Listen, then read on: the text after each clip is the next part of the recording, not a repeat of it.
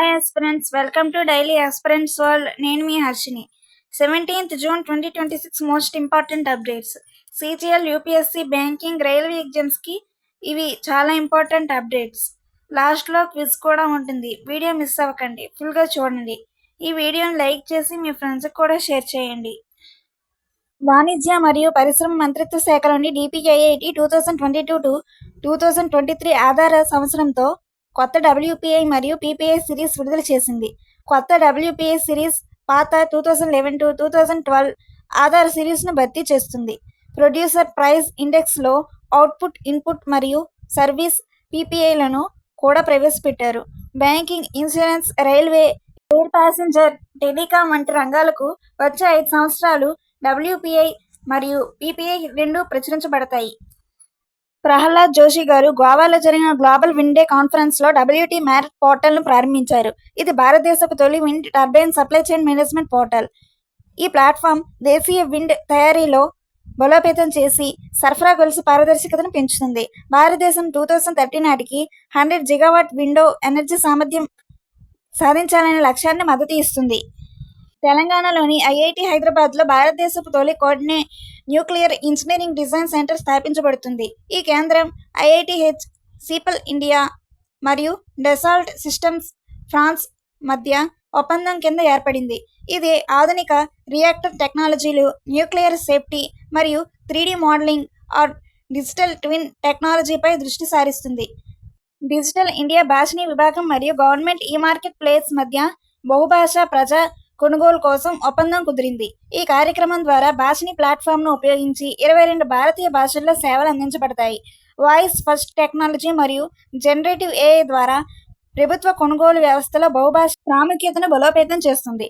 భారత పురావస్తు సర్వే మరియు డెన్మార్క్ నేషనల్ మ్యూజియం మధ్య ఒప్పందం కుదిరింది. ఈ ఒప్పందం ద్వారా పుదుచ్చేరి సమీపంలోని కార్తికేల్ వద్ద 1619 సిఈలో మునిగిన ఆర్నెంట్ నౌకను గుర్తించేందుకు నీటిలో సర్వే నిర్వహించబడుతుంది. ఈ ప్రాజెక్ట్ ఇండో డానిష్ సముద్ర వారసత్వ పరిశోధనను బలోపేతం చేస్తుంది.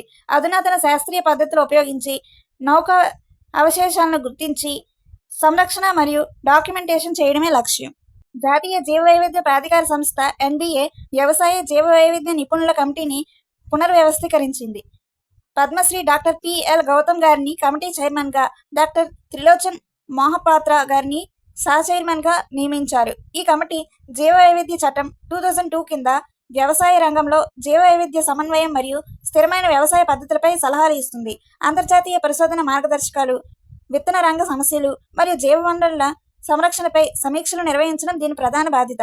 జియో ప్లాట్ఫామ్ ప్రపంచ మేధో సంపత్తి సంస్థ WIPO 2025 పేటెంట్ ర్యాంకింగ్స్లో టాప్ 20 స్థానం దక్కించుకుంది. ఇది జాబితాలో స్థానం పొందిన ఏకైక భారతీయ సాంకేతిక సంస్థ. చైనా, అమెరికా, జపాన్ మొదటి 3 స్థానాల్లో ఉన్నాయి.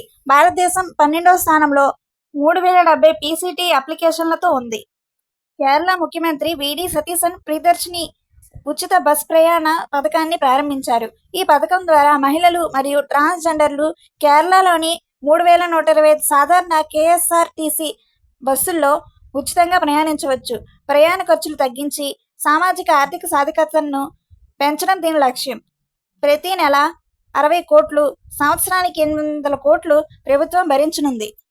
భారత సైన్యం SMPP Ltd నుండి 106 జెట్ పవర్డ్ డ్రోన్లను స్వీకరించింది. ఈ డ్రోన్లు కమికాజే టెక్నాలజీతో శత్రు లక్ష్యాలను నేరుగా దాడి చేయగలవు. అగ్నివేగ్ డ్రోన్ 750 km/h వేగంతో 180 కిలోమీటర్ల పరిధిలో అత్యంత ఖచ్చితమైన దాడులు చేయగలదు. ఇది GPS లేని పరిసరాల్లో కూడా సమర్థంగా పనిచేస్తుంది. భారత సైన్యం ఎయిర్టెల్తో ఒప్పందం కుదుర్చుకుంది. అరుణాచల్ ప్రదేశ్లో మొబైల్ కనెక్టివిటీని విస్తరించేందుకు ఈ MOU సంతకం చేశారు. ఇది విద్య, ఆరోగ్యం, ప్రభుత్వ సేవలు, పర్యాటకానికి మద్దతు ఇస్తుంది. సరిహద్దు ప్రాంతాల్లో సైనిక కమ్యూనికేషన్ మరియు అభివృద్ధిని బలోపేతం చేస్తుంది. క్విజ్. ఈ క్వశ్చన్స్కి ఆన్సర్స్ని కమెంట్స్లో చెప్పండి. 18th June 2026 most important updates కోసం ఇప్పుడే మన ఛానల్ని సబ్స్క్రైబ్ చేయండి, లైక్ చేయండి, షేర్ చేయండి, బెల్ ఐకాన్ కొట్టండి. Thank you.